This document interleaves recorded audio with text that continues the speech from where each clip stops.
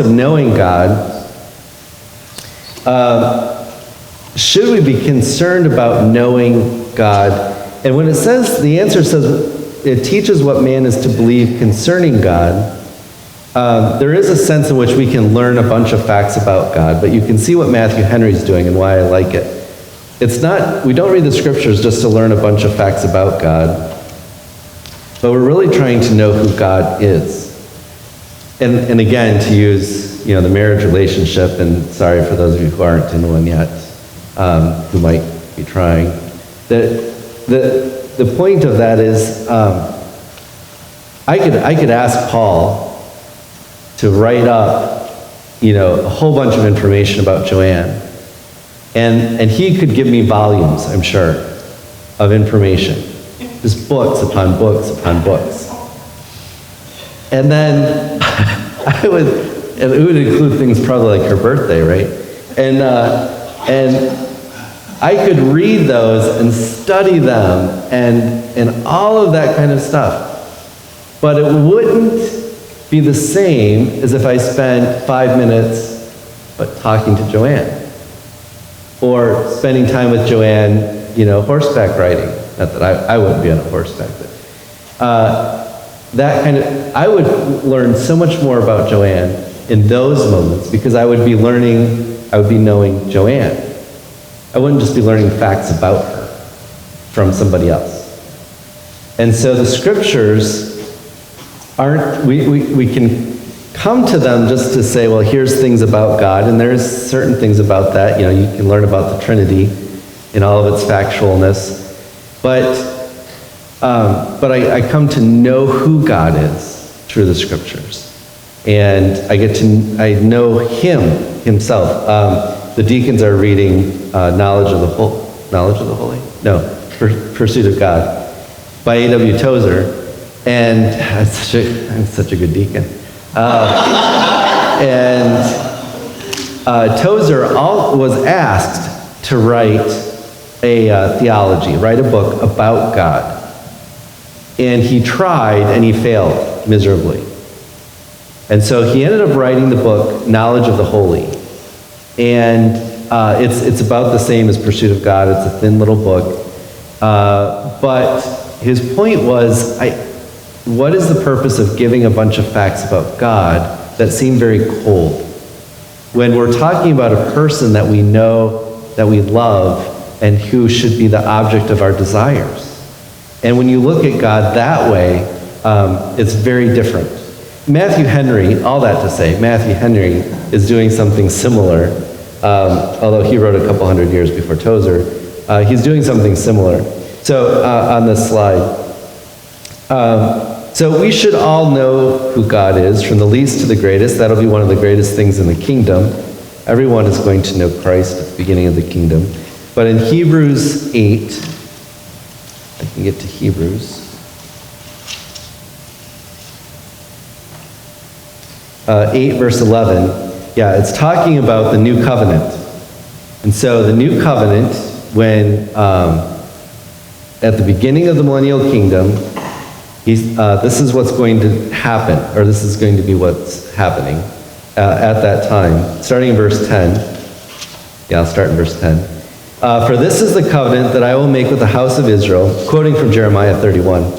For this is the covenant that I will make with the house of Israel after those days, declares the Lord. I'll put my laws into their minds and write them on their hearts, and I will be their God, and they shall be my people. And that's the vow, by the way, that Pastor was talking about earlier today. That's the vow of the covenant.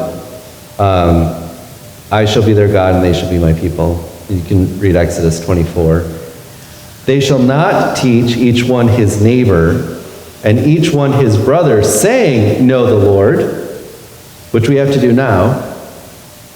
But then, for they shall all know me, from the least of them to the greatest. Verse 12, for I will be merciful towards their iniquities. I will remember their sins no more. And so in the future time for Israel, in that millennial kingdom, there won't be any evangelism necessary. You can imagine that. Because everyone is going to know the Lord. And children too, it says from the least to the greatest. And so in 1 John 2:13, John says, I write to you, little children, because you have known the Father. And so even children can learn the truth of the gospel and respond to it and know who God is. Maturity is often associated with age, but it is not dependent upon age. You can have young people who are mature above their years, as we say, and you can have older people who do not demonstrate the maturity of the gray head, as we say. So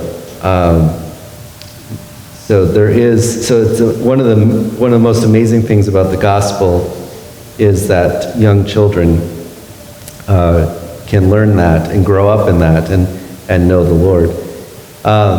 In Hosea 6:3, it looks like we're just about out of time. Hosea 6:3. Oh, do I have the right one? Yes.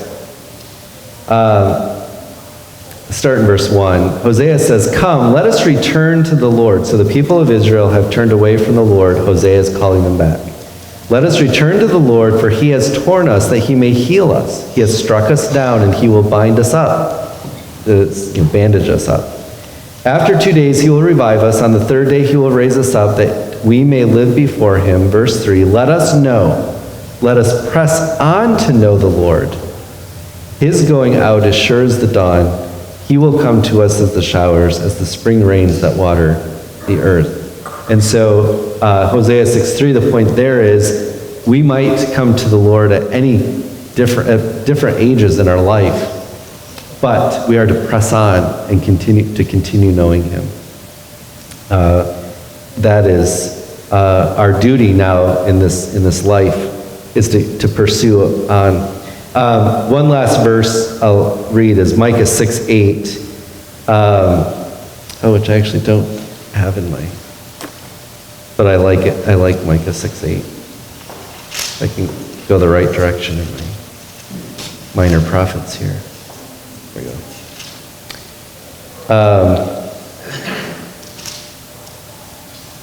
Micah 6:8, he has told you, O man, what is good.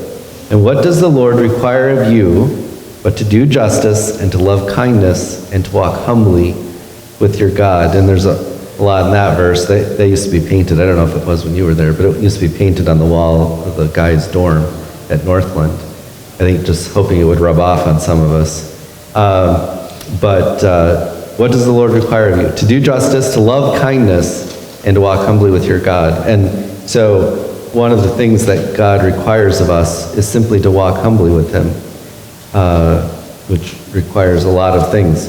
That we pay attention to that we're humble about that we acknowledge God's presence. We can easily forget that God is always present with us as we go.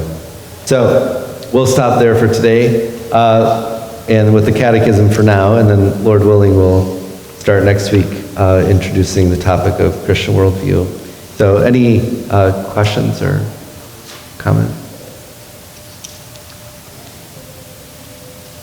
No? Nothing related? Randy, would you like to close us in prayer this morning? Father, again, we indeed thank you for this day, Lord, that you've given us an opportunity to gather here this morning, just with brothers and sisters, the opportunity to worship you, sing praises, just to be into your word. And thank you for your word. Thank you for the way that it speaks to our hearts, helps us to see, Lord, how we ought to live as your children, and see things from your perspective, from your eyes, things that ought to be important to us in our lives. Just pray you just continue, Lord, molding us each to be more like Jesus, us to just have a desire to serve you and live our lives, Lord, in a godly way.